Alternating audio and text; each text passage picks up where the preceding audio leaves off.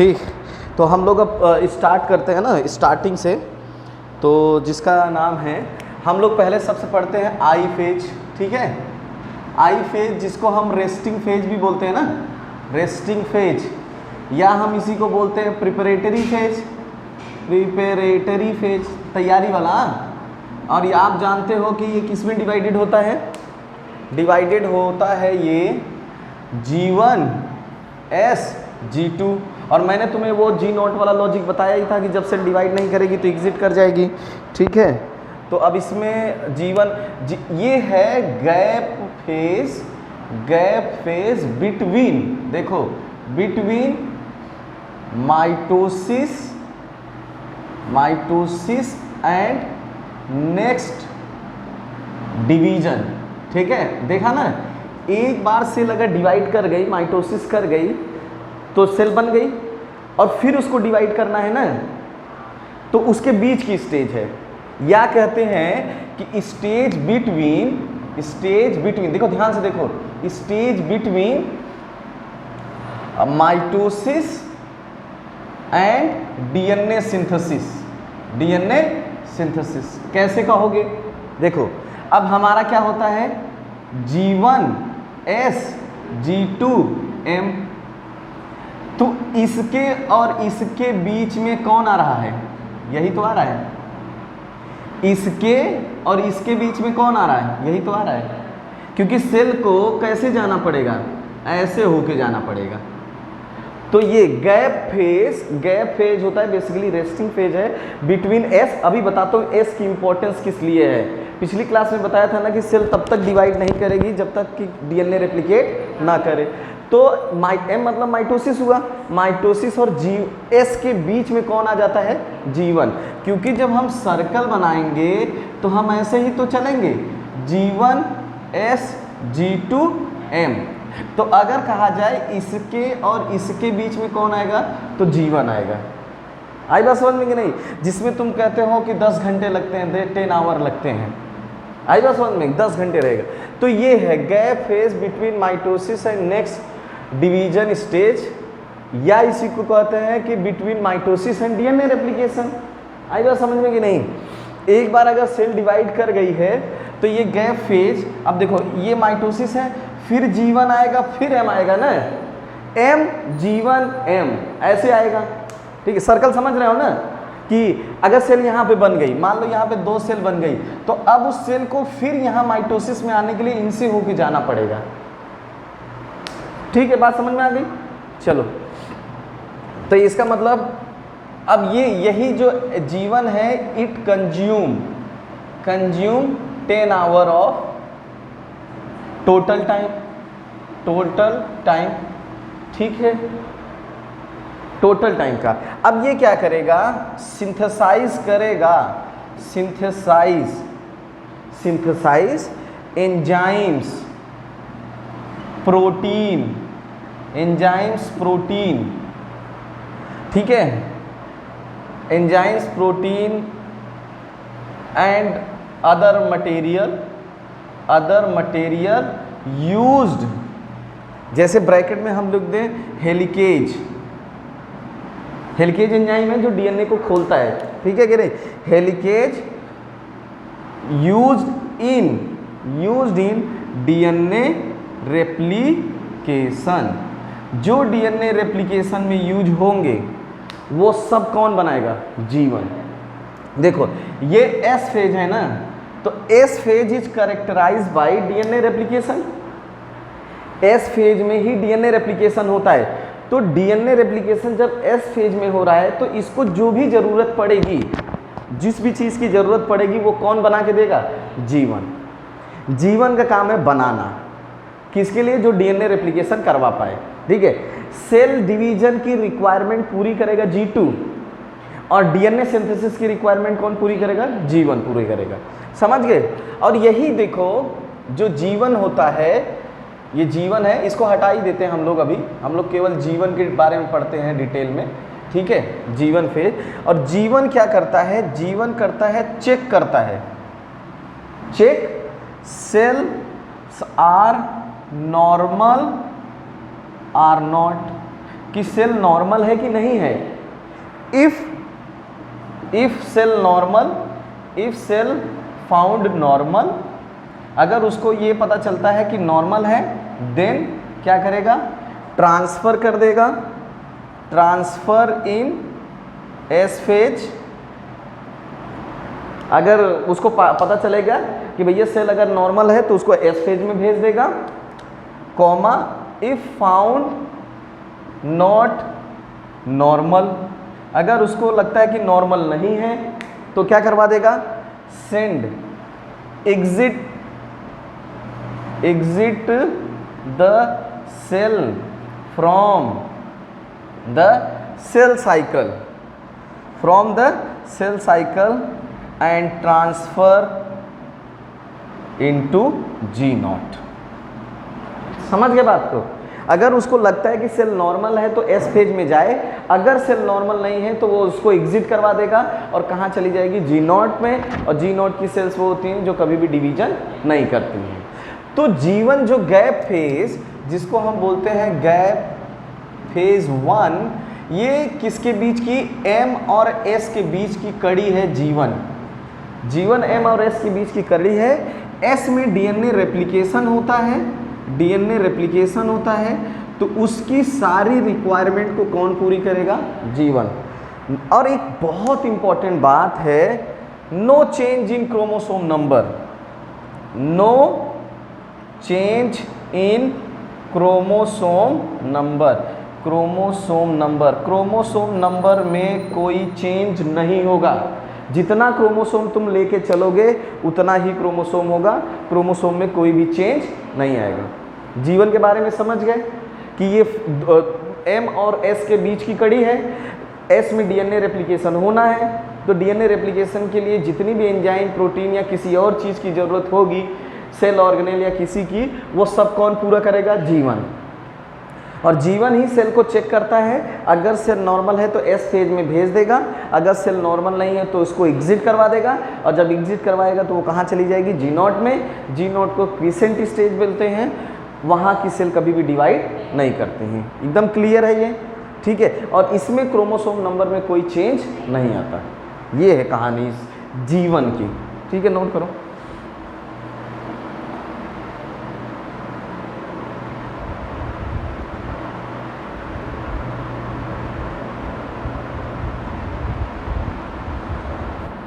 S phase, हाँ, अब हम लोग पढ़ते हैं एस फेज, और ये बहुत इंपॉर्टेंट है।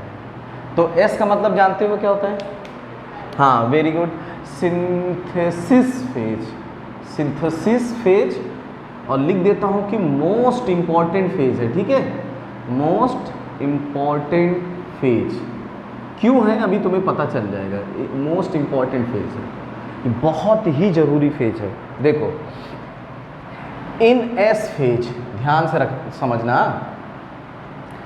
सिंथेसिस ऑफ, बहुत ज़बरदस्त चीज़ बताऊंगा तुम्हें, सिंथेसिस ऑफ क्या क्या होगा। देखो किसकी किसकी सिंथेसिस होगी एस फेज में, किसकी किसकी सिंथेसिस होगी, देखो मैं तुम्हें दिखाता हूँ।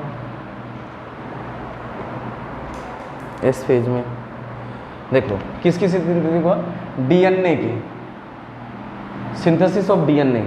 एक तो डीएनए सिंथेसाइज करेगा, सीखो, सेंट्रियोल होगा, ठीक है, और क्या होगा, हिस्टोन प्रोटीन। मत भूलना इन तीनों को, इन तीनों को कतई मत भूलना, समझ गए कि नहीं। सिंथेसिस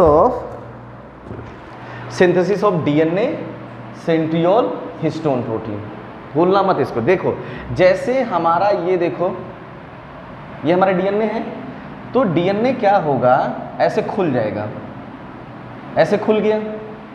अब एक डीएनए था, देखो दो डीएनए में खुल गया, तो देखो ऐसे ऐसे बनेगा, ऐसा हो गया ना, बन गया। डीएनए बना है, अभी क्रोमोसोम नहीं बना है, क्या बना है, डीएनए, तो ऐसे ऐसे बन गया। अब ये एक था, तो बताओ कितने हो गए, दो हो गए ना, दो। इसका मतलब जो डीएनए कंटेंट है, अरे भाई देखो दो, अगर इसको दो मानो तो चार नहीं हो गए, हो गए ना चार, डबल हो गया ना। ये एक मैं इसको मानूंगा तो डबल हो गया यहाँ पे। तो डीएनए कंटेंट इसका क्या हो जाएगा, डबल हो जाएगा। क्या हो जाएगा? डबल। अगर हमारे सेल में 2C है तो क्या बन जाएगा? 4C। ठीक है, डिप्लॉइड स्टेज का है हमारा डीएनए, हम डिप्लॉइड है ना ऑर्गेनिज्म, तो 2C का क्या हो जाएगा? 4C। याद रखना कि डीएनए कंटेंट पूछा जाए कहाँ डबल हो जाएगा, तो एस फेज में। याद रहेगा, एस फेज में डीएनए कंटेंट डबल। देखो पूरे आई फेज में कोई चीज बनता है ना, कोई चीज अगर कहा जाए कि कोई चीज बन रहा है तो तुम सीधा सीधा किसके पास जाओगे? एस फेज के पास। बनाने का काम यही करेगा, जीवन तैयारी करवाएगा, और बनाएगा कौन? एस। एस का मतलब हुआ शादी, और जीवन हुआ तैयारी करना, और शादी करने में ज़्यादा टाइम नहीं लगता जितना तैयारी करने में लगता है। तो हमारा 2C कंटेंट खत्म, क्या होगा? 4C। बट देखो डीएनए कंटेंट क्या होता है? DNA content double, but chromosome number remain same. लेकिन क्रोमोसोम नंबर वही का वही रहेगा, क्रोमोसोम नंबर में कोई चेंज नहीं होगा, क्योंकि तुम्हें बताया हूं कि डीएनए जब कंडेंस होगा ना तब जाके क्रोमोसोम बनाएगा, और अभी डीएनए कंडेंस नहीं होता। एक चीज़ तुम्हें बहुत अच्छी बता दूं, अगर पूछा जाए कि क्रोमोसोम सबसे ज़्यादा डीकंडेंस, मतलब डीकंडेंस का मतलब खुला हुआ, लूज हो, खुला हुआ, आई फेज में ही होता है। क्यों? क्योंकि जब तक ये खुलेगा नहीं डीएनए रेप्लिकेट नहीं करेगा। इसको डीएनए रेप्लिकेशन बोलते हैं। एक था ये हमारा टेम्पलेट स्ट्रैंड था, इसके एक नया बन गया, आगे पढ़ोगे भी, ये टेम्पलेट था एक नया बन गया, this is called DNA replication. Replication में क्या होता है? 2 कॉपी, फोटो कॉपी करवाना, 1 का 2 हो जाएगा, 2 का 4 हो जाएगा। तो 2 डीएनए के स्ट्रैंड थे तो 4 हो गए, और 2 डीएनए आपस में मिलकर एक क्रोमोसोम बना दिए। आई बात समझ गए ना? नया बन गया ना इसका। तो 2C कंटेंट किसमें कन्वर्ट हो गया? 4C में। इसमें डीएनए का नंबर तो बढ़ जाएगा लेकिन क्रोमोसोम नंबर वही रहेगा। याद रहेगी ये बात। एस फेज में सिंथेसिस होगा डीएनए का, सेंट्रियोल का और हिस्टोन प्रोटीन का। अगर पूछा जाए कि हिस्टोन प्रोटीन कहाँ सिंथेसाइज होगा तो आप बोलोगे एस फेज में। ठीक है, देखो अब ये देखो, अब ये लॉजिक है। वंस डीएनए रेप्लिकेट, अगर एक बार डीएनए रेप्लिकेट कर गया, तो cell will be committed for division. अब सेल को डिवीजन करना ही करना होगा। अगर पूछा जाए कि सेल कब कमिटेड हो जाएगा डिवीजन के लिए, जब एस फेज में डीएनए का रेप्लिकेशन होगा। अगर आप डीएनए के रेप्लिकेशन को रोक लो, अगर एस फेज में सेल को ना जाने दो, तो सेल को डिवाइड करने का मन नहीं हुआ। देखो सिंपल सी बात है, जैसे आपने शादी नहीं की है तो आपको उसको निभाने का कोई प्रेशर नहीं है, लेकिन जैसे ही तुमने शादी कर लिया तो तुम्हें निभाना पड़ेगा। अगर एक बार डीएनए रेप्लिकेट कर गया तो सेल को डिवाइड करना पड़ेगा, नहीं तो सेल के अंदर डीएनए का कंटेंट ज़्यादा हो जाएगा, और जब ज़्यादा हो जाएगा तो एबनॉर्मलिटी आ जाएगी, म्यूटेशन आ जाएगा। तो एक बार अगर सेल डीएनए को रेप्लिकेट कर ली है इस फेज में, तो कमिटेड फॉर डिवीजन, उसको डिवीजन करना ही करना है। इसीलिए कहते हैं कि मोस्ट इंपॉर्टेंट। तो इसका मतलब है कि डिसीजन ऑफ सेल डिवीजन कहा जाए, decision of cell division takes place in S phase. किसमें? एस फेज में। एस फेज में ही डिसीजन लिया जाता है सेल डिवीजन का। बात आ गई समझ में? अगर सेल ने ये सब कर लिया है तो इसका मतलब उसमें क्या होगा? डिवीजन होगा। अगर नहीं करेगी तो डिवीजन नहीं होगा। तो S is the most important phase, क्योंकि डीएनए का कंटेंट इसमें से 2C से क्या हो जाएगा? 4C हो जाएगा। सेंट्रियोल जो क्रोमोसोम को खींचेगा वो भी इसी में इसके प्रोटीन वगैरह सिंथेसाइज हो जाएंगे।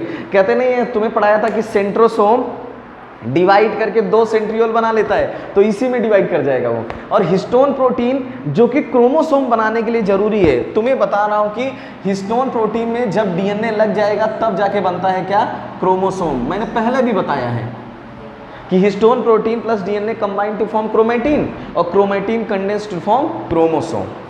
अगर कहा जाए कि डीएनए सबसे लूज या खुले स्टेज में सबसे ढीला कहाँ होता है, तो आई फेज में सबसे ढीला वहीं होता है। अगर एस फेज में डीएनए रेप्लिकेट किया तो सेल कमिटेड फॉर डिवीजन। अगर एस फेज में अगर डीएनए रेप्लिकेट कर गया है तो cell committed for the division का मतलब सेल को डिवाइड करना ही करना है, अगर नहीं करेगा तो नहीं होगा डिवीजन। तो इस एस का करेक्टर, इसीलिए इसको बोलते हैं मोस्ट इंपॉर्टेंट फेज ना। इसका मतलब जो सेल डिवीजन का डिसीजन है वो कहाँ आ रहा है, एस फेज में आ रहा है। सो वेरी इंपॉर्टेंट, ठीक है, नोट करो। और कितना टाइम लेता है, time consume 9 hour, very good, time consume 9 hours, ठीक है। तो ये बहुत ज़्यादा इंपॉर्टेंट है।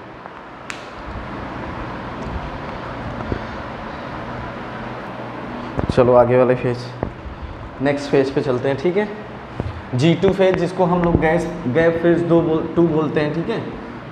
याद रखना कि हमेशा जो डीएनए होता है वो हिस्टोन प्रोटीन के साथ मिलके क्रोमैटिन बनाता है, और वही क्रोमैटिन सेल डिवीजन के टाइम कंडेंस करके क्रोमोसोम बना देगी, ठीक है कि नहीं। और यही हिस्टोन प्रोटीन नहीं होता है किसके पास, प्रोकैरियोट के पास। प्रोकैरियोट के पास हिस्टोन प्रोटीन नहीं होता। हिस्टोन प्रोटीन और डीएनए का मिलाने का काम कौन करते हैं, non histone protein. Non histone protein DNA और हिस्टोन प्रोटीन को मिलाते हैं, ठीक है। सारी बातें हम लोग समझ जाएंगे। अब ये हमारा है G2 फेज, ठीक है। देखते हैं, तो इसको बोलते हैं gap phase 2, as you know कि गैप फेज 2 इसको बोलते हैं। क्या होता है, ये होता है G2 phase found between S phase and M phase, इसी के बीच में ही तो है एस फेज और एम फेज। तो ये क्या करेगा, G2 phase fulfil the requirement of M phase. M phase की जो भी रिक्वायरमेंट होगी वो कौन पूरा करेगा, G2 फेज। इसमें क्या होगा, डीएनए कंटेंट क्या रहता है, इसमें कंटेंट क्या रहता है, डीएनए कंटेंट इसमें रहेगा तुम्हारा कितना, 4C। याद रखना कि गैप फेज 2 में डीएनए कंटेंट किस फॉर्म में रहता है, 4C के फॉर्म में होता है। आई बात समझ में कि नहीं, चलिए। और इसका मतलब it consume nearly 3 to 4 hour ऐसा बोला जाता है। वैसे एवरेज देखा जाए तो 1.5 आवर लेता है, वैसे एवरेज देखा जाए, लेकिन सबको ऐसे पता नहीं है, सब में अलग अलग होता है ना, सबका डिवीजन का टाइम अलग अलग है। जैसे 24 घंटा ह्यूमन में है, 90 मिनट ईस्ट में है, और बैक्टीरिया में 20 मिनट्स है, ठीक है। तो इट सिंथेसाइज, ये सिंथेसाइज करेगा, सिंथेसाइज प्रोटीन। आप देखो प्रोटीन, कौन सा प्रोटीन, स्पिंडल फाइबर का, और वो कौन सा प्रोटीन होता है, ट्यूबुलिन प्रोटीन्स वगैरह। एक चीज़ याद रखना, जो भी प्रोटीन्स वगैरह की रिक्वायरमेंट होगी एम को ना, वो कौन पूरा करेगा, G2। किसी भी तरह की सिंथेसिस नहीं होगी किसमें, एम फेज में। एम फेज में केवल और केवल तुम्हें न्यूक्लियस को डिवाइड करके 2 में कर लेना है, तुम किसी भी चीज़ को बनाओगे नहीं। याद रखना इस बात को, तुम किसी भी चीज़ को बनाओगे नहीं, किसी भी चीज़ को नहीं बनाओगे तुम किस में, एम फेज में। जितना भी बनाने का काम है तुम किस में करोगे, आई फेज में। आई फेज में जब करोगे बनाने का, एवरीथिंग, ये बहुत लॉजिकल है कि everything will synthesise in I phase, ठीक है। एम फेज, देखो M phase does not synthesise anything, only क्या होगा, न्यूक्लियर डिवीजन टेक्स प्लेस। ये कंसेप्ट हमेशा याद रखना। इसका मतलब न्यूक्लियस ज़्यादा एक्टिव किस टाइम होगा, इस टाइम। न्यूक्लियोलस का साइज किस टाइम बड़ा होगा, इस टाइम, ठीक है। इन आई फेज, ये देख लो, in I phase size of cell increase. क्यों इंक्रीज कर जाएगी, क्योंकि जब चीज़ें बनेंगी, प्रोटीन एंजाइम सब कुछ बनेगा, डीएनए का कंटेंट भी डबल होगा तो साइज बढ़ जाएगा ना। तो कहा जाए कि सेल का साइज कहाँ बड़ा हो जाता है, तो आई फेज में। और I phase consist of 3 sub phases, that is called G1, S, G2 phase. G1 synthesise enzyme, protein, organelles, helicase loading, everything for S phase, and G2 synthesise everything for M phase. M phase में कुछ भी होना है तो वो किससे मांगेगा, मान लो तुम्हें पनीर बनाना है और you are in M phase की सेल हो और तुम्हें पनीर बनाना है, तो पनीर तुम किससे मांगोगी, G2 से मांगोगे। अगर डीएनए रेप्लिकेट करना है तो वो किससे प्रोटीन मांगेगा? G1, क्योंकि एंजाइम तो चाहिए, चाहे डीएनए रेप्लिकेशन हो चाहे कुछ भी हो, एंजाइम चाहिए। क्योंकि भाई एंजाइम्स क्या होते हैं? बायो कैटलिस्ट, वही तो रिएक्शन को करवाती हैं। अगर एंजाइम हटा दो तो रिएक्शन नहीं होगा, बहुत टाइम लगेगा। इसका मतलब सब कुछ सेल साइकिल और सेल डिवीजन का जितना भी प्रोटीन होता है वो आई फेज बनाता है। अब उसमें डीएनए रेप्लिकेशन के सारे एंजाइम्स और प्रोटीन कौन बनाएगा? G1 बनाएगा। जबकि सेल डिवीजन या न्यूक्लियर डिवीजन का सारा एंजाइम और प्रोटीन कौन बनाता है? G2 फेज बनाता है। और G1 और G2 में यही डिफरेंस है कि G1 में डीएनए कंटेंट डबल नहीं होता, जबकि G2 में डीएनए कंटेंट डबल हो जाता है। याद रहेगी बात कि G1 में डबल नहीं होता डीएनए कंटेंट, जब G2 में डीएनए कंटेंट डबल हो जाता है। अभी ये करो तो मैं एक डायग्राम बना देता हूँ, तुम्हें बहुत अच्छे से क्लियर हो जाएगा। ठीक है, ये लिखो। तो आप एक बात याद रखो, देखो अब एस फेज है। जैसे मान लो तुम्हें कोई स्कूटर बनाना है, तो जो उसके पार्ट हैं तुम किससे ले लोगे? G1 से। स्कूटर को पूरा बना किस में दोगे? एस फेज में। अब डीएनए के जो भी न्यूक्लियोटाइड चाहिए, प्रोटीन चाहिए, फॉस्फेट चाहिए, सब G1 से ले लोगे। उसी को असम्बल करके डीएनए किस में बना दोगे? एस फेज में। ये है कहानी। ठीक है, सिंथेसाइज करने का काम हम देखो, जो बनाता है हम नाम उसका लेते हैं। किसी ने पार्ट किसी को सप्लाई किया है, कोई पार्ट भी तुम्हें सप्लाई कर दिया है, लेकिन उसने स्कूटर पूरा बना के नहीं दिया है, तो पार्ट वाले को याद रखते हैं? नहीं ना, जो स्कूटर हमें देगा हम उसको याद रखेंगे, क्योंकि पार्ट कहाँ ना कहाँ से आ रहा है। लोग आजकल मोबाइल फ़ोन बना रहे हैं, सारे चाइनीज पार्ट डाल देते हैं, लेकिन कहते हैं ये सैमसंग का है, ये इसका है, ये इसका है, ये इसका है, सब चाइना से बन के आ रहा है। लेकिन हम चाइना को नहीं जानते, हम कंपनी को जानते हैं। तो यही करता है एस फेज, सारी चीज़ें ले लेगा। अब डीएनए को खोलना है तो हेलिकेज वो किससे ले लेगा? G1 से ले लेगा। तो सब ये है। तो G1 का काम है कि सारी ज़रूरत किसकी पूरी करना? एस फेज का। और G2 का काम है सारी ज़रूरत पूरी करना एम फेज का। अब देखो, पता था, इसको पता था एम फेज को कि स्पिंडल फाइबर बनाना है, क्रोमोसोम को अलग करना है खींच के, तो हमें प्रोटीन चाहिए। तो वो प्रोटीन किससे कहेगा कि भाई G2 तुम दो हमें प्रोटीन। तो ये G2 पहले से ही spindle fibre protein, tubulin protein को बना के रख देगा। ठीक है, एकदम सेपरेट है। जब मैकेनिज्म सेपरेट ढंग से होता है ना, तो तभी वो कैरेक्टरिस्टिक फीचर है यूकैरियोट का। अगर ये सब कुछ मिक्स हो जाए तो वही है प्रोकैरियोट। प्रोकैरियोट में ऐसा कुछ नहीं होता, क्योंकि सेंट्रियोल और ये सब है ही नहीं। प्रोकैरियोट जो सेल साइकिल पढ़ रहे हैं, हम प्रोकैरियोट की नहीं पढ़ रहे हैं, हम किसकी पढ़ रहे हैं? यूकैरियोट की पढ़ रहे हैं। क्योंकि यूकैरियोट इवॉल्व है तो उसने कॉम्प्लेक्स मैकेनिज्म रखा है, हर चीज़ को वो अलग अलग कर रहा है। बनाने का काम अलग, खाने का काम अलग। आई बस बनाया उसने आई फेज में, और नंबर को रेप्लिकेट कहाँ गया? हाँ, प्रोकैरियोट है ना बैक्टीरिया, तो वो तो डायरेक्ट रेप्लिकेट कर जाता है ना, उसका सर्कुलर होता है, एक जगह से खुला रेप्लिकेट करके 2 पर कन्वर्ट हो गया। उसमें इतना तामझाम नहीं होता है। और 20 मिनट में कितना तामझाम काम करेगा वो? इतना टाइम कहाँ पास करेगा 20 मिनट में? है ही नहीं उसके पास। एक पहेली टाइप का सॉल्व करते हैं, एक डायग्राम बनाते हैं ना, एक पहेली टाइप का देखते हैं, तो देखना वो तुम लोग बताना भी। हाँ, तुम्हारा कंसेप्ट क्लियर हो जाएगा। बहुत सारी बुक्स में ये दे रखा होता है। ठीक, तो मैं वो थोड़ा सा ग्राफ बना रहा हूँ, उस ग्राफ को देखो तुम लोग। ठीक है, अब देखो इससे मैं ग्राफ बना रहा हूँ। अच्छा, डीएनए का जो कंटेंट है मैक्सिमम कहाँ तक जाएगा तुम्हें पता है? डीएनए का कंटेंट 2C होता है, और क्या होता है? 2C और 4C, यही तो जाएगा। ठीक है, अब मैं क्या बना रहा हूँ कि मैं 2C से कहानी स्टार्ट कर रहा हूँ। ठीक, अब मैं 2C से कहानी स्टार्ट किया, यहाँ गया, यहाँ गया, यहाँ गया। ठीक, अब तुम्हें बताना है कि कौन सी फेज होगी। यहाँ पे, यहाँ पे, यहाँ पे, यहाँ पे। ठीक, ये कौन सी फेज होगी? यहाँ पे। ये डायग्राम है, ये डायग्राम दिया हुआ है तुम्हें, और तुमसे ये पूछ रहा है कि कौन कौन सा फेज होगा यहाँ पे। ठीक, चल, ये है एक पहेली टाइप का है कि हम ये पहेली है, पहेली टू सॉल्व डीएनए कंटेंट। ये बहुत में दिया जाता है कि हमें डीएनए कंटेंट को सॉल्व करना है। ये डीएनए है, हमने क्या किसके लिए बना रखा है? डीएनए के लिए। हम, चलो ये हिंट है डीएनए, तो ये फेज कौन सी कहलाएगी? हाँ, ये फेज कौन सी कहलाएगी? G1। ये फेज G1 कह रही है। ठीक, ये फेज एस फेज। क्योंकि एस फेज में डीएनए रेप्लिकेट करना शुरू करता है। ये क्या होगा G2, ये क्या होगा M, और ये फिर से क्या हो जाएगा G1। यही तो होगा। समझ में आया कि क्या क्या कह रहा है क्वेश्चन?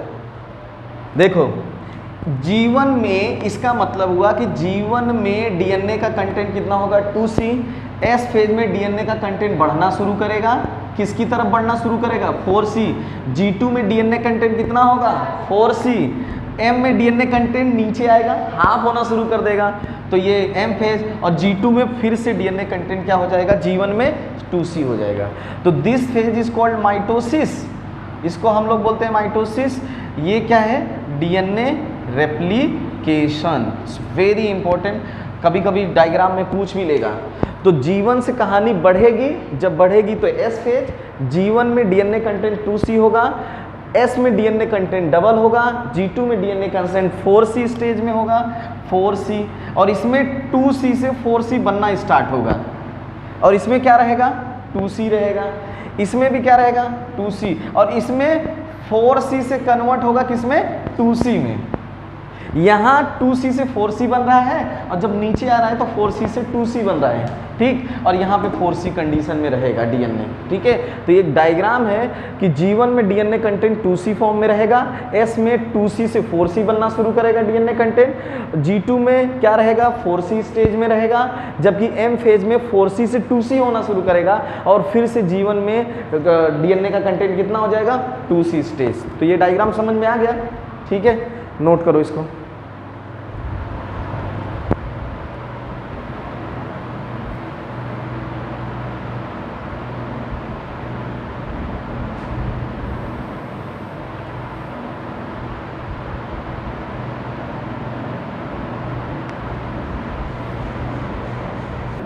चलो आगे चलते हैं। अब हम लोग पढ़ते हैं M फेज, माइटोटिक फेज, ठीक है, और इस माइटोटिक फेज को में होगा डिवीजन, ठीक है, ठीक है। तो अब हम लोग पढ़ते हैं M फेज, M फेज, ठीक है, या इसी को बोलते हैं माइटोटिक फेज। फेज देखो ये करेक्टराइज होगा डिवीजन ऑफ न्यूक्लियस, और डिवीजन ऑफ न्यूक्लियस को क्या बोलेंगे, डिवीजन को क्या बोलते हैं बताओ, कैरियो काइनेसिस, यही बोलते हैं ना। कैरियो मतलब काला, सेल में काला कौन होता है न्यूक्लियस, तो ये है। तो हम माइटोसिस पहले देखते हैं, माइटोसिस, ठीक, और इसी को बोलते हैं division of somatic cell, division of somatic cell. Somatic cell क्या है, ग्रोथ सेल, जो ग्रोथ सेल होंगी वो क्या करेंगी माइटोसिस करेंगी। माइटोसिस तुम्हें पहले है कैरेक्टरिस्टिक इसका क्या है, माइटोसिस का कैरेक्टरिस्टिक क्या है, नो चेंज, नो चेंज, कोई चेंज नहीं होगा, और chromosome number remain same, chromosome number remain same, remain same, ठीक। हम लोग अगर M फेज माइटोसिस को डिवाइड करते हैं तो हम लोग बोलते हैं क्या, देखो प्रोफेज, ठीक, metaphase, anaphase and telophase, telophase, ठीक। अब हुआ क्या, प्रोफेज में क्या होगा, प्रोफेज में होता क्या क्या क्या क्या चीजें प्रोफेज में होंगी, देखो क्या होगा, क्रोमैटिन, पहली बात तो chromatin condense to form chromosome, क्या बना देगा क्रोमोसोम, समझ गए, यही बात कर रहे थे। जो डीएनए वहां बना था एस फेज में वो क्रोमोसोम कहाँ बनेगा प्रोफेज में। Nucleolus, nucleolus cell organelles, cell organelles and nuclear membrane क्या हो जाएगी, न्यूक्लियर मेम्ब्रेन डिसअपीयर, क्या हो जाएगी डिसअपीयर, गायब हो जाएगी, सब कुछ गायब हो जाएगा। इसका मतलब मैं बताऊं, एवरीथिंग, ये लॉजिक है, everything will disappear, will disappear except chromosome, chromosome के अलावा सब कुछ गायब हो जाएगा। क्रोमोसोम एंड क्या सकते हो सेंट्रियोल, जिसका जिसका काम होगा सब कुछ गायब हो जाएगा। और देखो डिसअपियरेंस, देखो बहुत इंपॉर्टेंट पॉइंट है, disappearance start in early prophase, early prophase and completely disappear in late prophase, late prophase. ठीक, क्या होगा कि प्रोफेज में, अभी मैं डायग्राम भी बनाऊंगा, प्रोफेज में जो क्रोमेटिन होता है, सबसे इंपॉर्टेंट बात होती है, वो कंडेंस करके क्रोमोसोम बना देगा। अब तुमसे पूछा जाए कि क्रोमोसोम कहाँ बनता है, तो प्रोफेज में। न्यूक्लियर मेम्ब्रेन, सेल ऑर्गेनेल, सब कुछ गायब कहाँ हो जाएगा, प्रोफेज में, सब कुछ गायब हो गया। ठीक है, एवरीथिंग इज, लॉजिक कहता है कि सब कुछ गायब कहाँ हो जाएगा, प्रोफेज में। और देखो गायब होना शुरू करेंगे अर्ली प्रोफेज में और पूरी तरह से गायब हो जाएगा कहाँ, लेट प्रोफेज। तो पूछा जाए कि न्यूक्लियर मेम्ब्रेन पूरी तरह से गायब कहाँ हो जाएगी, अर्ली प्रोफेज की लेट प्रोफेज, लेट प्रोफेज। एक बात ऐसे भी समझो, जब किसी चीज़ को ख़त्म होना होता है कि अचानक ख़त्म हो जाएगी, नहीं ना, तो धीरे धीरे ख़त्म होगी और धीरे धीरे ख़त्म होगी तो टाइम लगेगी। तो अर्ली प्रोफेज में गायब होना शुरू करते हैं प्रोफेज में और पूरी तरह से गायब कम हो जाएंगे लेट प्रोफेज में। आई बात समझ में? देखो एक ना एक ऐसे ही कंसेप्ट है, वैसे ही नॉन माइंडेड, कि जैसे किसी आदमी को किसी से प्यार हो जाए तो सबसे पहले क्या होता है कि उसके आसपास के जितने भी लोग होते हैं सब गायब, सिवाय वो एक को याद रखा है जिससे वो प्यार करता है, सारे लोग गायब हो जाएंगे। तो ये वही स्टेज है कि सब कुछ गायब कहाँ हो जाएगी, प्रोफेज में। सिर्फ दो ही लोग बचते हैं, एक वो इंसान बचेगा, एक सामने वाला बचेगा। तो दो ही चीज़ बची, एक तो सेंट्रियोल बची और दूसरा क्रोमोसोम बचेगा, बाकी सब लोग गायब हो जाएंगे। गायब का मतलब कि पूरी तरह से गायब नहीं, हमें दिखेंगे नहीं, दिखेगा कौन, केवल क्रोमोसोम एंड सेंट्रियोल दिखेगा। आई बात समझ में? नहीं, केवल वही दिखता है प्रोफेज में। और एक बहुत लोगों को कंफ्यूजन भी होती है कि कब गायब होगा, कब गायब नहीं होगा। तो गायब ऐसे अचानक गायब हो जाएगा, धीरे धीरे गायब होगा ना। जैसे उनका प्यार बढ़ेगा इधर के लोग गायब होना चालू कर देंगे, इधर गायब होना। तो गायब होना शुरू होता है अर्ली प्रोफेज में और पूरी तरह गायब कहाँ हो जाएगा, लेट प्रोफेज में।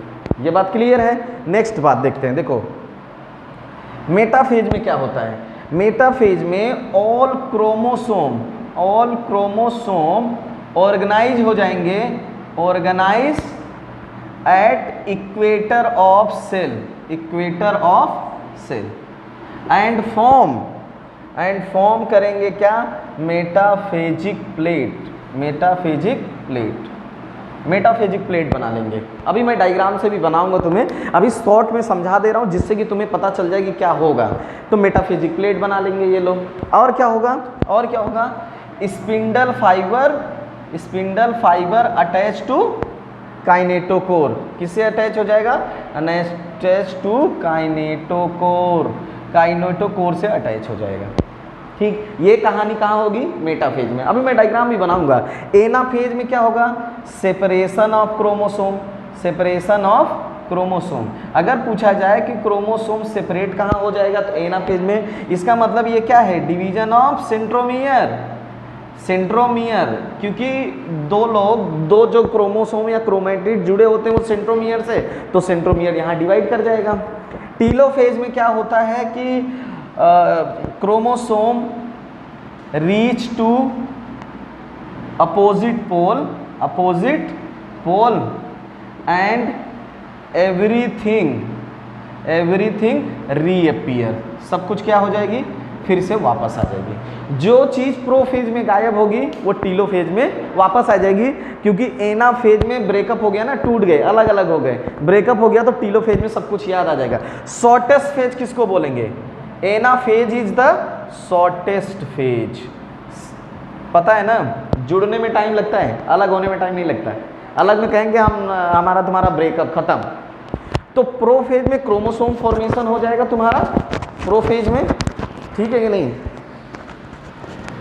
प्रोफेज में तुम्हारा क्रोमोसोम फॉर्मेशन होगा, मेटाफेज में एक इक्वेटर पे आ जाएंगे सारे, मेटाफेजिक प्लेट बना लेंगे। एनाफेज में तुम्हारा क्या होगा, सेपरेट हो जाएंगे, और टीलोफेज में तुम्हारा क्या होगा, अपोजिट पोल पे पहुंच जाएंगे। ठीक है, नोट करो। चलो पहले वाला देखते हैं क्या, प्रोफेज। प्रोफेज। ध्यान से देखते हैं क्या क्या हो रहा है इसमें। देखो जैसे हमने क्या किया, हम एक सेल ऐसे ले लिए नॉर्मल सेल, ठीक। इस नॉर्मल सेल के अंदर ये हमारा है डीएनए या क्रोमेटिन के फॉर्म में है हमारा, तो हम इसको आई फेज में ले जाएंगे, ठीक है। आई फेज में ले जाने के बाद न्यूक्लियर मेम्ब्रेन वगैरह सब रही, ये कंटेंट बढ़ गया कंटेंट। अब हम एम फेज में ले गए। एम फेज में अगर हम इसको ले जाएं तो देखेंगे कि क्या हुआ। ये सेल है, पहली बात तो ये है, ये क्या बना लेगा, क्रोमोसोम बना लेगा। क्या बना लेगा, क्रोमोसोम। ये क्रोमोसोम बन गया और ये न्यूक्लियर मेम्ब्रेन क्या हो गई, गायब हो गई। डॉट डॉट का मतलब गायब हो गई, ठीक है।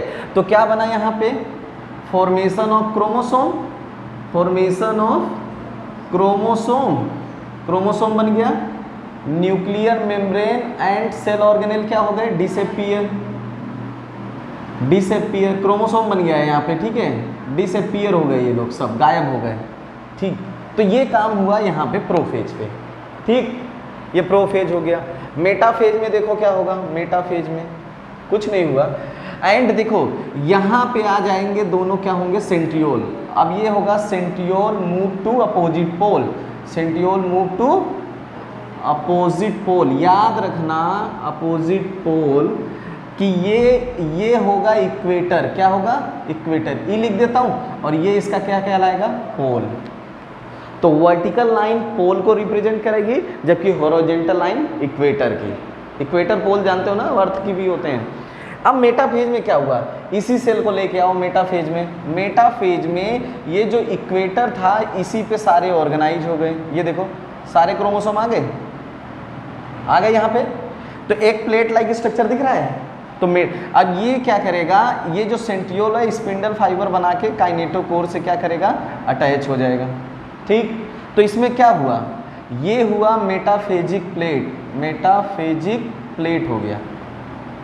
तो most condense form of chromosome, condense form of chromosome, सबसे क्रोमोसोम, सबसे मोटा क्रोमोसोम, ऐसा लिख दूं, मोटा क्रोमोसोम, सबसे मोटा क्रोमोसोम यही है। इसका मतलब मेटाफेज ही क्या होगी, best phase two study chromosome. अगर आपसे पूछा जाए कि बहुत इंपॉर्टेंट है कि आपको क्रोमोसोम की स्टडी करना है तो किस फेज में करोगे, मेटाफेज में, मेटाफेज में।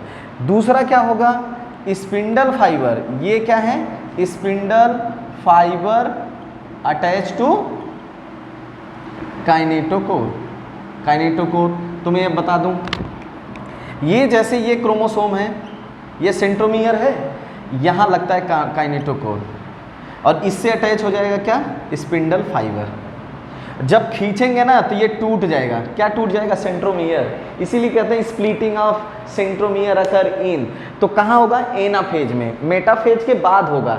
यहाँ पे जो ये स्पिंडल फाइबर थे, ये स्पिंडल फाइबर किससे अटैच होते हैं, काइनेटोकोर। याद रखना कि spindle fibre attach to kinetochore, not centromere. इस बार नीट में दोनों दिया था कि क्या स्पिंडल फाइबर सेंट्रोमियर से अटैच होते हैं, तो नहीं, वो किससे अटैच होते हैं, काइनेटोकोर से, ठीक। और ये हमारा क्या है, काइनेटोकोर है, ये हमारा काइनेटोकोर है, जो कैसा दिख रहा है, डिस्क शेप। तो डिस्क शेप एक स्ट्रक्चर है जिसका नाम है काइनेटोकोर, ठीक। Most condense form of chromosome. अगर आपसे पूछा जाए क्रोमोसोम की सबसे कंडेंस फॉर्म कौन है, तो मेटाफेज है। और इसीलिए ये क्या बना है, best phase two study chromosome. अगर क्रोमोसोम को स्टडी करना है तो तुम्हें कौन से फेज में जाना पड़ेगा, मेटाफेज में। बात यहाँ समझ में आ गई। चलो अब चलते हैं एनाफेज में। कुछ नहीं है एनाफेज में। एनाफेज में क्या है, अब ये स्पिंडल फाइबर इसको खींचेंगे, देखो ये खींच रहे हैं, तो देखो स्पिंडल फाइबर खींच रहे हैं, ठीक। ये सेंटर था हमारा इक्वेटर, अब ये जाना शुरू कर दिए ना, इसका मतलब chromosome start to move, chromosome start to move at opposite pole. कहाँ जाना शुरू कर दिए हैं, पोल की तरफ। देखो ना, पोल की तरफ जा रहा है ना, ये हमारा पोल ही तो है, ये हमारा पोल है।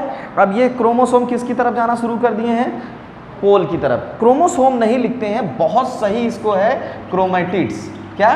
क्रोमैटिड्स, क्योंकि टूट जाएगा ना खींचेंगे। जब खींचेंगे तो देखो ये एक क्रोमोसोम था, ठीक है, जब खींचे तो दोनों टूट गए, ये एक क्रोमैटिड इधर एक क्रोमैटिड इधर, तो इनका सेंट्रोमियर भी तो टूट गया। और क्या हुआ? Splitting of centromere. किसका हो गया? सेंट्रोमियर। ये काइनेटोकोर है यहाँ पे कौन है? काइनेटोकोर, जो इससे स्प्लिंडर फाइबर बाइंड किया है। ठीक, समझ में आ गई बात? टूट गया। तो जब क्रोमोसोम जाना शुरू कर दें तो वो फेज कहलाती है एनाफेज। तुम्हें पता है शॉर्टेस्ट फेज है। अगर जा रहे हैं तो इसका मतलब मूव टू अपोजिट पोल। किसकी तरफ जा रहे हैं? पोल की तरफ जा रहे हैं। ठीक, सेंटर से पोल की तरफ जा रहे हैं, तो यहीं पे हो जाएगा स्प्लिटिंग ऑफ सेंट्रोमियर। ये तीनों काम हुआ किसमें? एनाफेज में। अब आता है हमारा टीलोफेज। क्या आएगा? टीलोफेज। तो टीलोफेज, अब देखो एक बात और तुम्हें बता देता हूं कि जब सेल ना कभी भी मेटाफेज से जो सेल होती है ना, सेल जो होती है सेल मूव फ्रॉम, बहुत बड़ा, move from metaphase to anaphase, metaphase to anaphase, anaphase when anaphase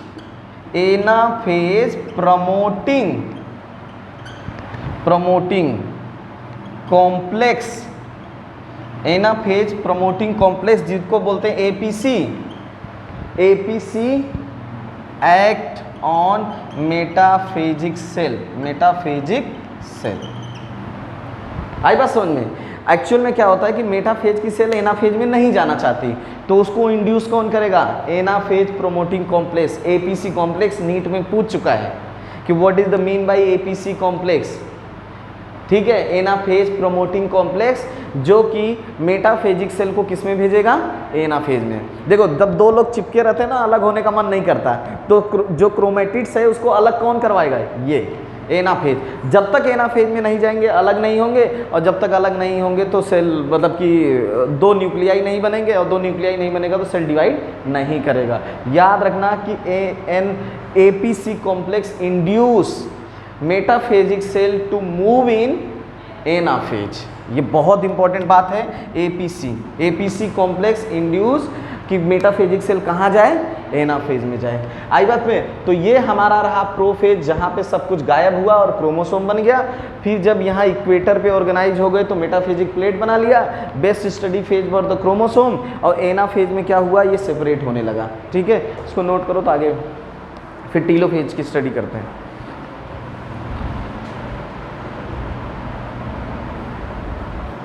अब चलो टीलोफेज देखते हैं, टीलोफेज का। ठीक है, टीलोफेज में कुछ नहीं है। इसका मतलब जो क्रोमोसोम होता है, chromosome move to opposite pole, और क्या हो जाएगा बताओ? डीकंडेंस हो जाएगा, डीकंडेंस हो जाएगा। अब ढीला हो जाएगा, डीकंडेंस, एवरीथिंग रीअपियर। ठीक है, तो अब क्या करेंगे? देखो ये रहा, ये हो गया न्यूक्लियस। ठीक, ये हुआ न्यूक्लियस। न्यूक्लियस नहीं, अब ये क्या कहलाएगा? न्यूक्लियाई। दो न्यूक्लियाई हो गए। सब कुछ सेल ऑर्गेनेल वगैरह सब कुछ आ जाएंगे, माइटोकॉन्ड्रिया, क्लोरोप्लास्ट, सब कुछ रीअपियर हो जाएंगे सारे सेल ऑर्गेनेल, ये न्यूक्लियर मेम्ब्रेन सब कुछ आ जाएगी। तो और इसमें क्या होगा? By nucleate condition. क्या हो जाएगी? By nucleate condition. अब देखो जो कंडेंस हुआ था क्रोमोसोम वो प्रोफेज में हुआ था, तो डीकंडेंस कहाँ हो जाएगा? टीलोफेज में। वही जब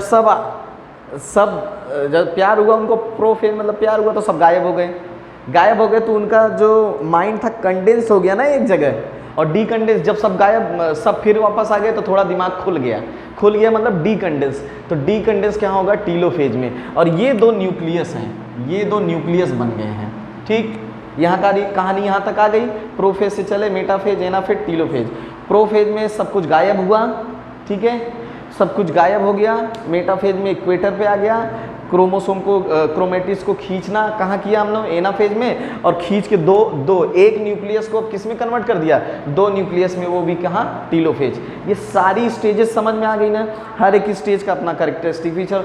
सेपरेट होना एनाफेज, एक दूसरे से लिपट के एक जगह इकट्ठा हो जाना मेटाफेज, क्रोमोसोम बनना प्रोफेज, और 2 न्यूक्लियस में कन्वर्ट हो जाना टीलोफेज। कंडेंस कहाँ हुआ, प्रोफेज में, डीकंडेंस कहाँ हुआ, टीलोफेज में। एपीसी कॉम्प्लेक्स क्या करता है, एनाफेज कन्वर्टिंग कॉम्प्लेक्स, मेटाफेज को कहाँ ले जाएगा, एनाफेज में ले जाएगा। ये हुआ। अब हमारा आता है साइटोकाइनेसिस। अब इसका रोल आएगा। साइटोकाइनेसिस का मतलब होता है डिवीजन ऑफ साइटोप्लाज्म। क्या होगा, डिवीजन ऑफ साइटोप्लाज्म।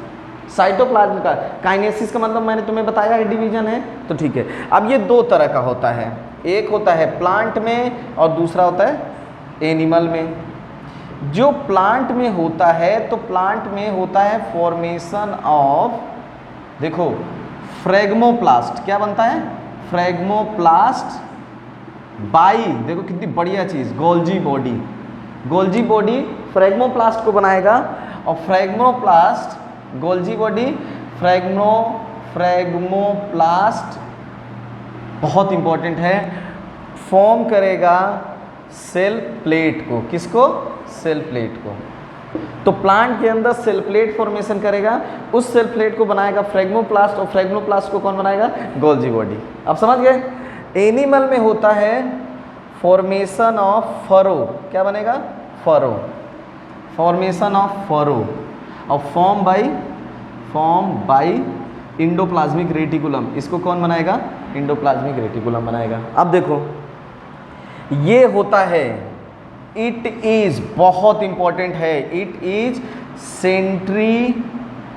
सेंट्रीफ्यूगल। ये क्या होगा, सेंट्रीफ्यूगल। और ये क्या होता है, सेंट्रीपिटल। जब साइटोकाइनेसिस प्लांट में होगा तो वो होगा सेंट्रीफ्यूगल होगा, और एनिमल वाला क्या होगा, सेंट्रीपिटल।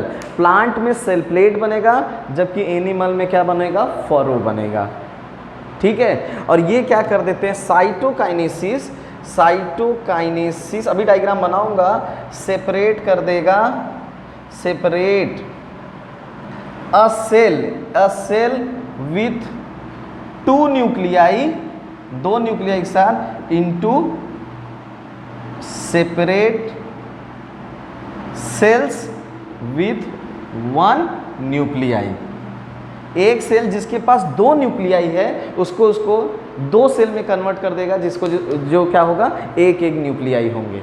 ठीक है। तो प्लांट के अंदर सेल प्लेट फॉर्मेशन होता है, मत भूल जाना। और एनिमल के अंदर क्या फॉर्मेशन होता है, फरो फॉर्मेशन होता है। फरो फॉर्मेशन किस ढंग से होता है, सेंट्रीपिटल होता है, जबकि सेल प्लेट कैसा होता है, सेंट्रीफ्यूगल होता है।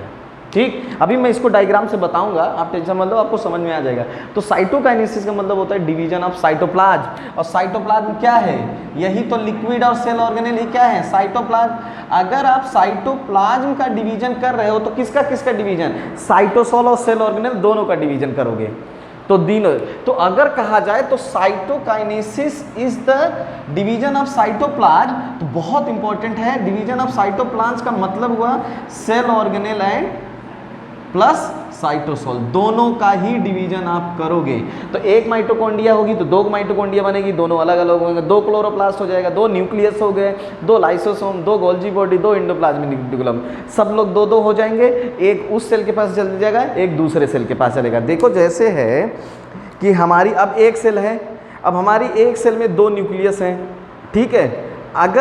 अगर हमारे सेल ऑर्गेनेल रेप्लिकेट ना करें, अब इसको आगे जाके 2 सेल में बनना है, 2 सेल, तो 2 सेल में जो इसके पास होगा ये इसके पास है। अब इंडोप्लाज्मिक रेटिकुलम मान लो 1 रहेगी तो किसी एक को मिलेगी ना, तो इंडोप्लाज्मिक रेटिकुलम को भी 2 में कन्वर्ट होना होगा, गोल्जी बॉडी को भी 2 में कन्वर्ट होना होगा, सबको। तो जिससे इक्वल सेल ऑर्गेनेल इसको मिले, इक्वल सेल ऑर्गेनेल इसको मिले।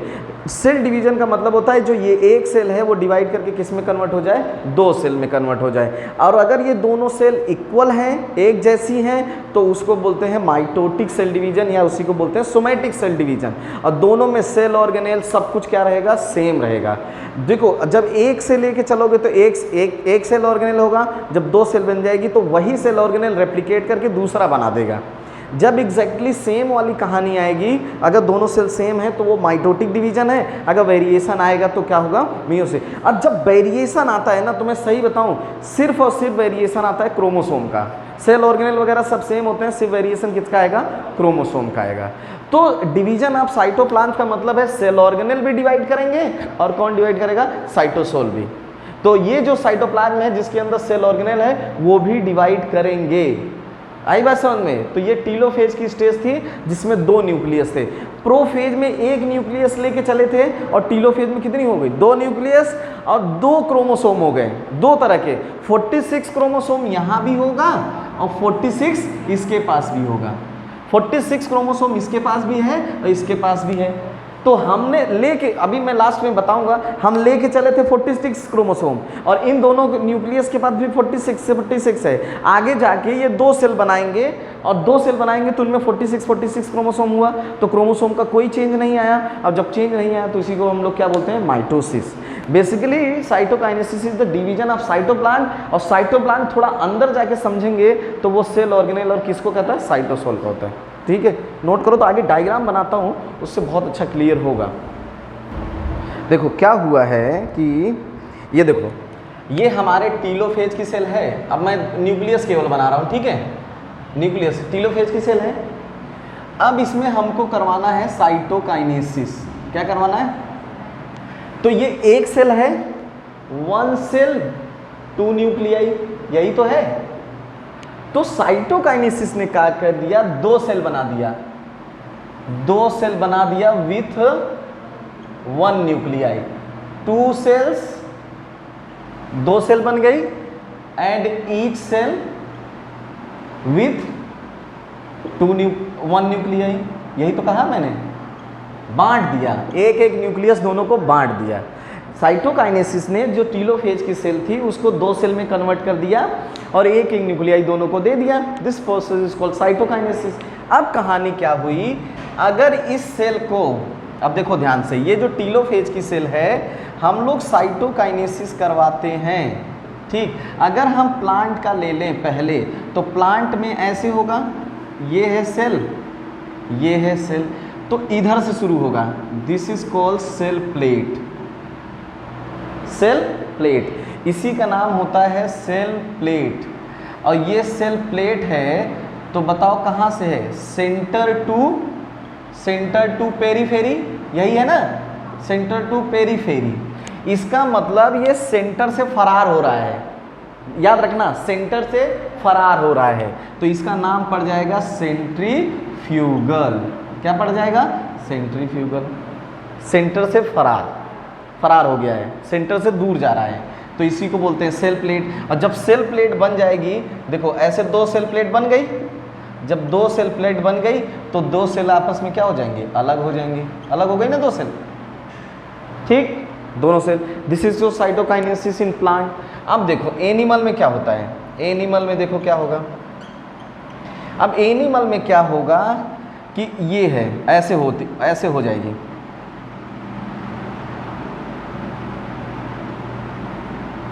ये कहानी हुई, ये है nucleus. This is called furrow. क्या बोलते हैं, फरो। तो ये क्या है, पेरीफेरी टू सेंट्रल है, पेरीफेरी टू सेंट्रल, तो इसको बोलते हैं सेंट्रीपिटल। एक चीज याद रखना, जैसे अगर ऐसे समझा रहा हूं, अच्छा जैसे सेंट्रीफ्यूगल का मतलब सेंटर की तरफ फ्यूज करना चाहिए, लेकिन उल्टा होता है। कहानी क्या होगी, उल्टा। जिसमें सेंट्रीफ्यूगल होगा, फ्यूगल होगा, वो एक्चुअल में अपोजिट जाएगा, और जिसमें सेंट्रीपिटल होगा वो सेंटर की तरफ आएगा। ऐसे याद करो, सेंटर से प्यार, सेंट्रीपिटल, सेंटर से प्यार, तो सेंटर की तरफ आएगा। और this mechanism is called furrow. याद रहे, एक याद रहेगा तो दूसरा। और सेंट्रीफ्यूगल मतलब सेंटर से फरार, दूर जाएगा। तो जो सेंट्रीफ्यूगल होता है वो प्लांट के अंदर होता है, जो सेंट्रीपिटल होता है वो एनिमल का होता है। सेंट्रीपिटल में क्या होता है, पेरीफेरी से जो बनता है पेरीफेरी टू सेंट्रल की तरफ होता है, जो प्लेट फॉर्मेशन या साइटोकाइनेसिस होती है। साइटोकाइनेसिस कहाँ से होगी, peripheral to centre, that is called centripetal. अगर सेंटर टू पेरीफेरल हो तो उसको बोलते हैं सेंट्रीफ्यूगल। यही डिफरेंस है प्लांट और एनिमल के साइटोकाइनेसिस में। अब बात आज समझ में आ गई कि what is the mean bye centrifugal and centripetal. Centrifugal मतलब सेंटर से पेरीफेरी प्लांट में होगा, और सेंट्रीपिटल का मतलब होगा पेरीफेरी टू सेंटर एनिमल में होगा। और सेंट्रीपिटल मतलब सेंटर से प्यार, मतलब सेंटर की तरफ आएगा, और सेंटर की तरफ आए तो वो क्या है, एनिमल है। और उसी ऐसे इसी को बोलते हैं फरो, या इसी को क्लीवेज भी बोलते हैं, ठीक है, क्लीवेज या फरो। और क्लीवेज एनिमल में होता है, समझ गए कि नहीं, क्लीवेज या फॉर्मेशन। तो ये दो तरह की साइटोकाइनेसिस है टीलोफेज सेल में, और जब दोनों हो जाएंगी तो ये भी क्या बना देगा, दो सेल बना देगा विथ ईच न्यूक्लियस। ठीक, अब एक वर्ड आता है जिसका नाम है माइटोजेन, बहुत इंपॉर्टेंट है, माइटोजेन। माइटोजेन, और ये क्या होता है कि केमिकल सब्सटेंस इंड्यूस माइटोसिस। क्या होगा, अगर जो माइटोसिस को इंड्यूस कर देते हैं उसी को माइटोजेंस बोलते हैं। या एक्ट इन माइटोसिस, उसी का नाम होता है क्या, माइटोजेन। माइटोजेन देखो मोस्ट ऑफ द केसेस में ये माइटोसिस को इंड्यूस करते हैं, जैसे साइटोकाइनिन क्या करता है, सेल डिवीजन को इंड्यूस करता है, तो वो इसका मतलब माइटोसिस को इंड्यूस कर देगा ना, जैसे साइटोकाइनिन हुआ, तो एक्ट एज अ माइटोजेन। वो सब्सटेंस जो माइटोसिस को इंड्यूस करें उसको माइटोजेन बोलते हैं। अब एक और है दैट इज कॉल्ड कोल्चिसिन। अब इसको नोट करो, तो कोल्चिसिन के बारे में बताता हूँ तुम्हें। ये देखो ना, ये हमारी एक सेल हो गई, एक सेल है, और ये दोनों क्या हैं, दो न्यूक्लियाई हैं। अब यहाँ देखो, वन सेल वन न्यूक्लियस, यही तो हुआ, समझ गए कि नहीं, ये है। तो साइटोकाइनेसिस जो दो न्यूक्लियस की सेल थी उसको एक सेल एक न्यूक्लियस में कन्वर्ट कर देगी, ये काम है उसका साइटोकाइनेसिस का। अब एक माइटोजेन देखते हैं जो बहुत इंपॉर्टेंट है, माइटोजेन, ठीक है, और उसका नाम क्या है, कोल्चिसिन। अब ये क्या करता है, कोल्चिसिन कर देता है कि एक्ट ऑन मेटाफेज। कहाँ पे काम करेगा, मेटाफेज पे। अब क्या करेगा, इनहिबिट करेगा, या क्या बोलते हैं, इंटरफेयर स्पिंडल फाइबर फॉर्मेशन बनने में रुकावट करेगा। तो क्या होगा, रिजल्ट क्या होगा, रिजल्ट हुआ no separation of chromosome separate नहीं होगा। इसका मतलब ये क्या किया, इसने इंड्यूस कर दिया किसको, पॉलीप्लॉइडी को। क्या किया, पॉलीप्लॉइडी को इंड्यूस करेगा। अब भाई क्रोमोसोम सेपरेट नहीं होंगे तो नंबर ऑफ पॉलीप्लॉइडी का मतलब क्या होगा, number of chromosome increase in cell. एक सेल को ज़्यादा क्रोमोसोम मिल जाएंगे, दूसरे को क्रोमोसोम मिलेगा ही नहीं। तो पॉलीप्लॉइडी इसीलिए कहते हैं कि ये है पॉइजन फॉर एनाफेज, क्योंकि एनाफेज में क्या होता है, क्रोमोसोम को सेपरेट होना है, अब ये एनाफेज को आने नहीं देगा, तो ये किसके लिए पॉइजन का काम करेगा, एनाफेज का। तो ये कोल्चिसिन बहुत इंपॉर्टेंट है, ठीक है। अब जैसे हम लोग ये कहते हैं कि पॉलीप्लॉइडी करवाते हैं, पॉलीप्लॉइडी वीट में जो वीट है, ये पढ़ते रहना, ये है 6x, मतलब हेक्साप्लॉइड। क्या है, हेक्साप्लॉइड है। तो ये होता है कि 6x = 42। तो x क्या रहेगा, x है बेसिक क्रोमोसोम, नीट में आता है बेसिक क्रोमोसोम। तो x = हो जाएगा 42 / 6, कितना हुआ, 7।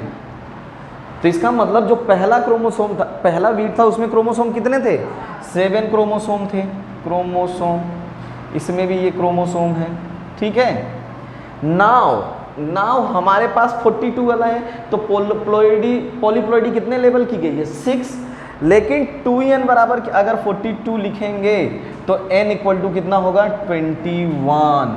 तो याद रखना कि वीट के केस में, वीट में होता है s equal to 7, x equal to 7 और n इक्वल टू 21 बहुत बार पूछा जाता है। सही बात सुने, अगर कहीं भी तुम्हें पॉलीप्लॉइडी खोज करना है तो तुम किसको इंड्यूस करोगे, कोल्चिसिन को ले लो, पॉलीप्लॉइडी अपने आप हो जाएगी, वो क्रोमोसोम को सेपरेट नहीं होने देगा तो क्रोमोसोम का नंबर अपने आप बढ़ जाएगा। अगर सेपरेट हो गए तो क्रोमोसोम नंबर बराबर रहेगा, अगर सेपरेट नहीं हुए तो क्रोमोसोम नंबर क्या हो जाएगा, बढ़ जाएगा। और वो कौन करता है, colchicine. One of the example मैंने तुमको बताया है वीट, जिसको हम लोग बोलते हैं ट्रिटिकम एस्टिवम, गेहूँ क्या बोलते हैं, एस्टिवम गेहूँ, उसमें पॉलीप्लॉइडी करवाई गई है। हमारे पास जो प्लॉइड है ये है हेक्साप्लॉइड, क्या है, हेक्साप्लॉइड है, जो कि किससे बनाया गया है, जिसका नाम, जिसमें क्रोमोसोम कितना था 7 था, तो 6 टाइम, तो 6 7 42 हो गया ना 42, तो 6 टाइम हम लोगों ने पॉलीप्लॉइडी करवाई है, जिसमें बेसिक क्रोमोसोम नंबर तो 7 होते हैं, लेकिन एन का क्रोमोसोम नंबर हेप्लॉइड कितना होगा 21 होगा। तो ये कोल्चिसिन को जरूर याद रखना कि कोल्चिसिन एक माइटोजन है या माइटोटिक पॉइजन भी बोल सकते हैं, जो कहाँ काम करता है, मेटाफेज में स्पिंडल फाइबर फॉर्मेशन नहीं होने देता, क्रोमोसोम सेपरेट नहीं होते, और जब क्रोमोसोम सेपरेट नहीं होंगे तो अलग नहीं होंगे, तो ये किसके लिए पॉइजन का काम करता है, एनाफेज के लिए। असर किसके ऊपर पड़ेगा, एनाफेज के ऊपर पड़ेगा। एक एग्जाम्पल है वीट हेक्साप्लॉइड होता है, तो बेसिक क्रोमोसोम नंबर इसमें 7 होता है, जबकि हेप्लॉइड सेटअप क्रोमोसोम कितना होगा 21 होगा। आई बात समझ में। तो वीट में भी पॉलीप्लॉइडी है। जैसे ही क्रोमोसोम नंबर बढ़ेगा, जैसे देखो एक क्रोमोसोम है और क्रोमोसोम नंबर बढ़ा दिए तो साइज बढ़ गई, और जब साइज बढ़ेगी, जब किसी की साइज बढ़ेगी तो सेल की भी साइज क्या होगी, बढ़ेगी। तो पहले क्रोमोसोम में जैसे वीट ऐसे पतला था, लेकिन अब का वीट क्या होगा, मोटा हो गया। अभी तुम जाते हो खरीदने के लिए, कहते हो ना मोटे दाने वाला दो गेहूँ, क्यों, क्योंकि जितना मोटा होगा उतना स्टार्च कंटेंट गेहूं या आटा उतना ज़्यादा बनेगा, जितना पतला होगा उतना कम बनेगा, सिंपल सी बात है। तो क्रोमोसोम नंबर बढ़ाओगे तो सेल का साइज बढ़ेगा, और सेल का साइज बढ़ेगा तो तुम्हारा फ़ायदा है। अब हर जगह तुम सेल का साइज मत बढ़ाना, म्यूटेशन हो जाएगा ह्यूमंस में। ये सब खाने वाने पीने की चीज़ों में सही होती है, और उसके लिए बेस्ट मटेरियल क्या है, कोल्चिसिन, जो किससे मिलता है, प्लांट का नाम क्या है, कोल्चिकम ऑटमनेल्स। क्या है, कोल्चिकम ऑटमनेल्स, ये प्लांट है, एक प्लांट है एंजियोस्पर्मिक प्लांट। जब मैं तुम्हें फैमिली बताऊंगा तो तुम्हें बताऊंगा किसमें होता है, कोल्चिसिन सोलेनेसी, क्लीलिएसी, फैबेसी, इसमें लॉजिक तुम्हें बताऊंगा। कोल्चिकम ऑटमनेल्स तो प्लांट का नाम है जिससे कोल्चिसिन ऑब्टेन किया जाता है, उसका नाम है colchicum autumnale, which is use for the creating polyploidy, और इसको बोलते हैं माइटोटिक पॉइजन या माइटोजेंस बोलते हैं। ठीक। और एक एग्जांपल मैंने वीट वाला पूछा, जो नीट में पूछता है 2017-18 में ये क्वेश्चन आया था कि 2n बराबर वीट में क्या होगा 42, तो n बराबर कितना हो जाएगा 21, और बेसिक क्रोमोसोम नंबर उसमें कितने होंगे 7 होंगे। एकदम क्लियर है। जो अभी तक पढ़े माइटोसिस में कोई दिक्कत नहीं, आई फेज वगैरह में कोई दिक्कत नहीं है। तो ये आई फेज में केवल ये याद रखना कि जो डीएनए की सिंथेसिस होती है वो कहाँ होती है, एस फेज। सेंट्रियोल भी तुम्हारे एस फेज में, हिस्टोन प्रोटीन भी कहाँ बन जाएंगे, एस फेज में। बस तुम्हारा क्रोमैटिन एंड क्रोमोसोम फॉर्मेशन कहाँ हो जाएगा, प्रो फेज में। तो formation of chromosome occur in pro phase. तो प्रो फेज में कहा जाए तो क्रोमोसोम नंबर क्या होंगे 92। तो एक मुझे सीक्वेंस बनाना है, तो आप इसको नोट कर लो, तो मैं वो सीक्वेंस बना देता हूँ। तो जो बना दूंगा तो तुम्हें पता चल जाएगा क्या हो रहा है। मैं क्या बताने वाला था, हाँ आप देखो, जैसे कि हम एक सेल लेके चले, देखो इधर मैं ये क्रोमोसोम है, ठीक है, मैं सिर्फ क्रोमोसोम लिख रहा हूँ क्योंकि उसी का चक्कर पड़ेगा, ठीक है, क्रोमोसोम। तो एक सेल का लेके चलते हैं, तो हम लोग डीएनए का लेके चलते हैं और क्रोमोसोम का लेके चलते हैं, ठीक है, क्रोमोसोम, ठीक है, बात सही है। डीएनए क्रोमोसोम लेते हैं, चलो अब इसको ले आओ कहाँ पे, जीवन में, जीवन में। तो डीएनए कितना रहेगा 46, एस में ले आओ तो डीएनए कितना हो जाएगा 92, समझ रहे हो।